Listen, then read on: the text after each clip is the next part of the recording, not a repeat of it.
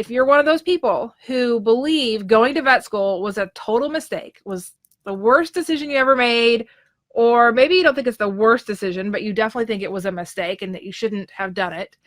If you're thinking, looking back, hindsight's 2020, and you think vet school was just not what you should have done with your life, I would definitely love to know that. I would love to know if that's you. Because here's the thing. Here's the question I have to pose to you today. And the question is, what if it wasn't a mistake? So what if your decision to go to veterinary school was not a mistake? What if it was exactly what you were supposed to do? And what if where you are right now is exactly where you're supposed to be? What do you think about that?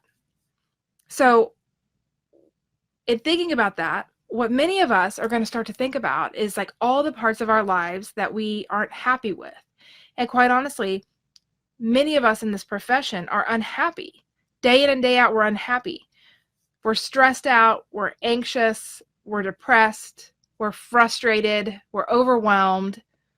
All of these negative emotions are flooding us day in and day out. And we have the challenges of our jobs and the things that happen there that we can't control, which, remember, things like outcomes are not within your control.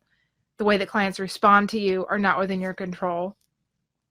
And we still, because we're human, the outcomes and the things that people do, they do impact us. We can develop skills to minimize that, but we do know those impacts still happen. And so as those things tend to be the majority of the emotions that we feel, we really buy into this idea that it was a mistake, that going to vet school was a mistake. And then when we focus on that, you know what happens? These tricky little brains of ours, they start to look for evidence, because that's just how they work. So the overarching concept here is this: there are things that happen in our lives, all kinds of things that are around us that are just facts, just things that are. And then we have all these different thoughts about them. And then our brains start looking for evidence to create truth in that. They want to make those thoughts that we have be true. And so as we're frustrated and we're feeling negative emotions associated with the jobs that we have, the careers that we have in veterinary medicine, then we start to look for reasons why that was a really bad choice. We start to say, okay, that was the worst mistake you ever made. And one of the most common places that we find evidence in that is in our student loans. I mean, that's a really good example to use here. We accumulated debt as we went through veterinary school. We knew it was happening, right? We were making choices to go ahead and accept that debt because we believed that the outcome was worth it. We believed that there was value in what we were working toward and that we were actually investing in our own futures. And so that's why we were able to keep going when it was really hard in veterinary school. And it wasn't until we got on the other side and we got out into practice, and then life was hard and emotions came up with it, and we struggled and we've had anxiety and all of these things that I've talked about before. It wasn't until that part of this journey set in that we looked back and we said, that was a mistake. I should never have done that, because now I'm unhappy and I have a ton of debt and I'm stuck. Now, when you look at it through that lens, yeah, it sounds pretty awful. But I want to ask you again, like, what if it wasn't a mistake?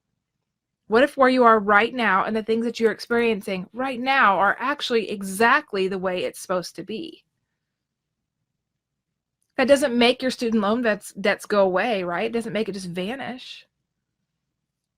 But maybe you can see it through that lens of it being an investment still. And what I want to offer is that right now, this place, this spot you are in your journey, you think that you're at the end. Like, part of your brain just thinks your big goal was to get through veterinary school, and you did that, and now this is the result, and you think it's done. You think that where you are now, like, you've done it, you've completed it. And I have to remind you, like, we were never meant to sit still. And so yes, that first goal is complete. You've done all the work. You've made it through all of those hard things to get to where you are now. And being unhappy now and feeling like this isn't good enough for your life is really okay, because it's that kinds of thing and those kinds of feelings that keep us moving forward. And so what I want to offer to you is recognize that right now you're in another journey. You're already in a whole different path. That path through veterinary school, everything up until then, everything through there, yes, that path has been completed. And now you're sitting at the end. You're sitting at the end, and behind you is vet school. And in front of you is everything else, is anything that you want in your life. And so basically, it's like you're at a crossroads. It's like pick your own adventure to so many extents. It really is. But what happens is that you don't know where to go next. And for many of us, we don't even realize that we need to pick a new place to go, that there needs to be more of a destination. And so we start out and we're in these new jobs and we're living the life as a veterinarian. And that really works well for a while for most of us. But then as the realities of being a veterinarian start to set in and you start to experience some of the struggles that just come with our profession, the losses, some of the less happy client interactions, some of the cases that don't get better, as you start to experience those negative things, then rather than just recognizing that life is 50-50 positive and negative and that you can't have one without the other, what we do is we try to get away from it, right? We try to get away from all of those things that make us feel crummy. And so it comes up in many, many different ways. We try to avoid, we try to change circumstances. For many of us, the way that this pops up is that we become unhappy in our job and we think it's the job, right? We think it's the actual environment that we work in that's the problem. And so we look for another job. Or we look for a different location to live. So maybe like you decide that you're not happy because you live in X state or country and you want to live somewhere else. So then you change that. But the thing of it is, if you don't get to the bottom of all of that, of what's really going on there and learn to manage the emotions that come with it, it's all just going to pop up again. And the reason that I want to bring this up is to show you that where you are right now is perfect. And the fact that you're listening to this right now is not a coincidence. You are supposed to hear something out of this message today. And if you hear nothing else, what I want you to hear is that everything in your being that is deciding that what you did in the past was a mistake, so that going to vet school was a mistake, that accumulating all that student loan debt was a mistake, that taking the job at wherever you work right now was a mistake. All these little sentences that are floating through your mind telling you that these things are a mistake, they're only coming to you because of some other stuff that you just haven't worked through yet, because of information that you just don't have yet.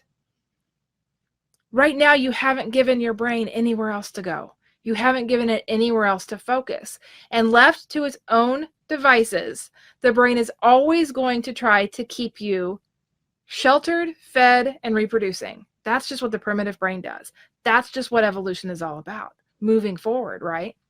And so the way that we were created years and years and years and years ago, back in the caveman times, it really was all about food, shelter, and reproduction.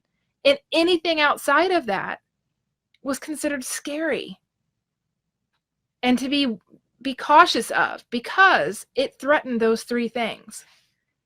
And what our brain has not been able to understand yet is that when we feel scared, when an emotion of fear or uncertainty comes up, that doesn't mean that we are in physical danger.